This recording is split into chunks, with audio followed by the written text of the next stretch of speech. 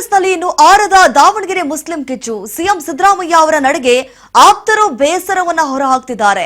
High command ಕ್ರಮಕ್ಕೆ ಸೂಚಿಸಿದಾಗ ಪರಾಮರ್ಶೆ ಮಾಡದ ಸಿಎಂ ಸಿದ್ದರಾಮಯ್ಯ ಅವರ ಮೌನಕ್ಕೆ ಆಪ್ತ ವಲಯದಲ್ಲಿ ವಿಭಿನ್ನ ರೀತಿಯಾದಂತಹ ಚರ್ಚೆಗಳು, ವ್ಯಾಖ್ಯಾನಗಳು ಮುಂದುವರೆದಿದೆ. ಹೀಗೆ ಆಗಿಬಿಟ್ರೆ ನಮ್ಮ ಮುಂದಿನ ಭವಿಷ್ಯ ಹೇಗೆ ಅಂತ ಹೇಳಿ ಗುಸು ಪಿಸು ಶುರುವಾಗ್ಬಿಟ್ಟಿದೆ. ಇದ್ದಕ್ಕಿದ್ದಂತೆ ಅಲ್ಪಸಂಖ್ಯಾತ ನಾಯಕರ ಮೇಲಿನ ಕ್ರಮವೇ ಈಗ ಆತಂಕ ಆಗಿದೆ. ಹಿಂದೆ ರಾಜಣ್ಣ ಮೇಲೆ ಕೂಡ ಕ್ರಮ ಆಗಿತ್ತು. ಆಗ್ಲೂ ಕೂಡ ಸಿಎಂ ಸಿದ್ದರಾಮಯ್ಯ ಅವರು ಹೈಕಮಾಂಡ್ ನಾಯಕರ ಹತ್ರ ಮಾತನಾಡಿದ್ರು, ಮನವೊಲಿಸುವಂತಹ ಪ್ರಯತ್ನ ಮಾಡಿದ್ರು. ಆದ್ರೂ ಕೂಡ ರಾಜಣ್ಣ ಅವರ ಮೇಲೆ ಕ್ರಮ ಆಯಿತು. ಪಕ್ಷದ ವಿರುದ್ಧವಾಗಿ ಮಾತನಾಡ್ತಾರೆ, ಪಕ್ಷ ವಿರೋಧಿ ಚಟುವಟಿಕೆ ಮಾಡ್ತಿದ್ದಾರೆ, ಪಕ್ಷದ ವರ್ಚಸ್ ಕಮ್ಮಿ ಆಗ್ತಾ ಇದೆ, ಡ್ಯಾಮೇಜ್ ಆಗುತ್ತೆ ಪಕ್ಷಕ್ಕೆ. ಇದೀಗ ಜಬ್ಬಾರ್ ಆಗಿರ್ಬೋದು, ನಜೀರ್ ಅವ್ರ ಮೇಲೆ ಕ್ರಮ ಆಗ್ಲೇಬೇಕು ಅಂತೇಳಿ ಪಕ್ಷದ ಶಿಸ್ತು ಎಲ್ರಿಗೂ ಕೂಡ ಒಂದೇ ಅಲ್ವಾ ಅನ್ನುವಂತಹ ಪ್ರಶ್ನೆ ಈಗ ಶುರುವಾಗ್ಬಿಟ್ಟಿದೆ. KN ರಾಜಣ್ಣ ಅವರು ಯಾವ ರೀತಿ ಮಾಡಿದ್ರು, ಪಕ್ಷಕ್ಕೆ ಡ್ಯಾಮೇಜ್ ಮಾಡಿದ್ರಲ್ಲ, ಪಕ್ಷದ ವರ್ಚಸ್ಸನ್ನ ಕಮ್ಮಿ ಮಾಡಿದ್ರು, ಅವಾಗ ಅವ್ರ ಮೇಲೆ ಯಾವ ರೀತಿ ಕ್ರಮವನ್ನ ಕೈಗೊಂಡ್ರು.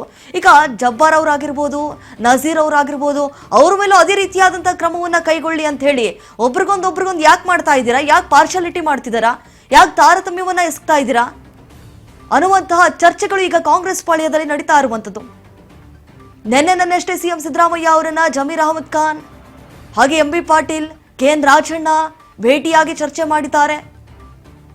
ಈಗಾಗಲೇ ಕಾಂಗ್ರೆಸ್ ಪಾಳ್ಯದಲ್ಲಿ ಆಗ್ತಾ ಇರುವಂತಹ ಬೆಳವಣಿಗೆಗಳು ನಿಜಕ್ಕೂ ಹೇಳತೀರದಾಗಿದೆ. ದಿನಕ್ಕೊಂದು ಬದಲಾವಣೆಗಳಾಗ್ತಿದ್ದಾವೆ. ಒಂದು ಕಡೆ ಮುಸ್ಲಿಂ ಸಮುದಾಯದ ನಾಯಕರು ಅಸಮಾಧಾನ ವ್ಯಕ್ತಪಡಿಸಿದ್ದಾರೆ. ಯಾಕಂತಂದ್ರೆ ದಾವಣಗೆರೆ ಬೈ ಎಲೆಕ್ಷನ್ ನಲ್ಲಿ ಟಿಕೆಟ್ ಕೊಟ್ಟಿಲ್ಲ ಅನ್ನುವಂತಹ ಕಾರಣಕ್ಕಾಗಿ ಎಷ್ಟರ ಮಟ್ಟಿಗೆ ಅಸಮಾಧಾನ ಹೊರಹಾಕಿದ್ರು ಅನ್ನೋದು ಎಲ್ರಿಗೂ ಕೂಡ ಗೊತ್ತಿದೆ. ಅದು ಫೈನಲಿ ಲಾಸ್ಟ್ ವರ್ಗೂ ಕೂಡ ಕಾಯ್ಕೊಂಡಿದ್ರು, ಟಿಕೆಟ್ ಕೊಡ್ತಾರೆ ಅಂತ ಹೇಳಿ. ಕೊಡ್ಲಿಲ್ಲ ಅನ್ನುವಂತಹ ಕಾರಣಕ್ಕಾಗಿ ಇದ್ರ ಬಗ್ಗೆ ಮತ್ತಷ್ಟು ಡೀಟೇಲ್ಸ್ ಕೊಡ್ತಾರೆ ನಮ್ಮ ಪ್ರತಿನಿಧಿ ಬಸವರಾಜ್ ಹೂಗಾರ್. ಈಗ ಫೋನ್ ಸಂಪರ್ಕದಲ್ಲಿ ಜಾಯ್ನ್ ಆಗಿದ್ದಾರೆ.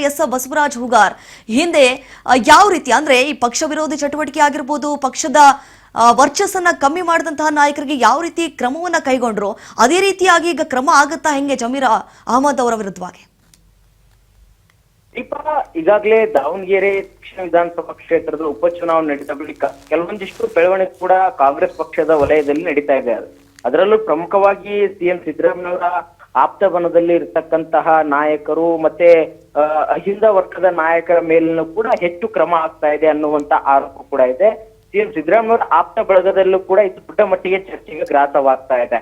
ಯಾಕಂತಂದ್ರೆ ಸಚಿವ ಜಮೀರ್ ಅಹಮದ್ ಖಾನ್ ಅವರು ವಿರುದ್ಧ ಕೂಡ ಕ್ರಮ ಆಗ್ಬೇಕು ಅನ್ನುವಂಥದ್ದು ಹೈಕಮಾಂಡ್ ನಾಯಕರಿಗೂ ಕೂಡ ದೂರ ಬಂದು ವರದಿಯಲ್ಲೂ ಕೂಡ ಉಲ್ಲೇಖ ಮಾಡಿದ್ದಾರೆ ಅನ್ನುವಂತಹ ಮಾಹಿತಿಯ ಮೇರೆಗೆ ಸಿಎಂ ಸಿದ್ದರಾಮಯ್ಯ ಸಹಿತ ಅವ್ರನ್ನ ಕರೆಸಿ ಮಾತುಕತೆ ನಡೆಸಿರ್ತಕ್ಕಂಥದ್ದಿದೆ.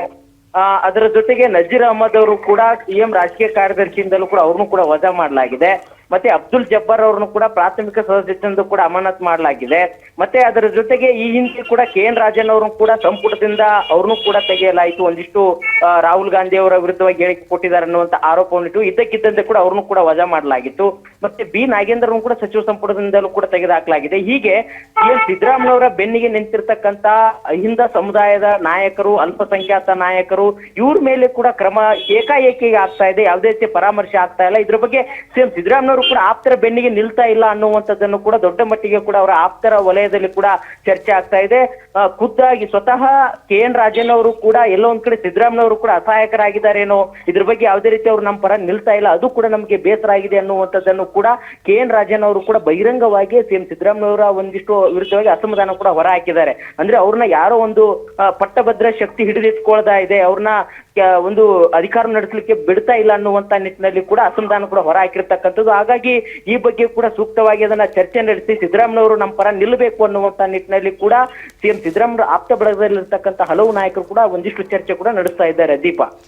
ಬಸವರಾಜ್, ಈಗ ಅಂದಹಾಗೆ ಕಾಂಗ್ರೆಸ್ ಪಾಳ್ಯದಲ್ಲಿ ಏನೇ ಆದ್ರೂ ಕೂಡ ಒಂದು ಕಡೆ ಅವ್ರ ಸಪೋರ್ಟ್ಗೆ ನಿಲ್ಬೇಕು ಅನ್ನುವಂತ ಒಂದು ಇದು ಇದೆ. ಆದ್ರೆ ಇಲ್ಲಿ ಸಿಎಂ ಸಿದ್ದರಾಮಯ್ಯ ಅವ್ರು ನೋಡಿದ್ರೆ ಮೌನಕ್ಕೆ ಶರಣಾಗ್ಬಿಟ್ಟಿದ್ದಾರೆ, ಸಪೋರ್ಟ್ ಮಾಡ್ತಾ ಇಲ್ಲ, ಅವ್ರ ಹಿಂದೆ ನಿಲ್ತಾ ಇಲ್ಲ.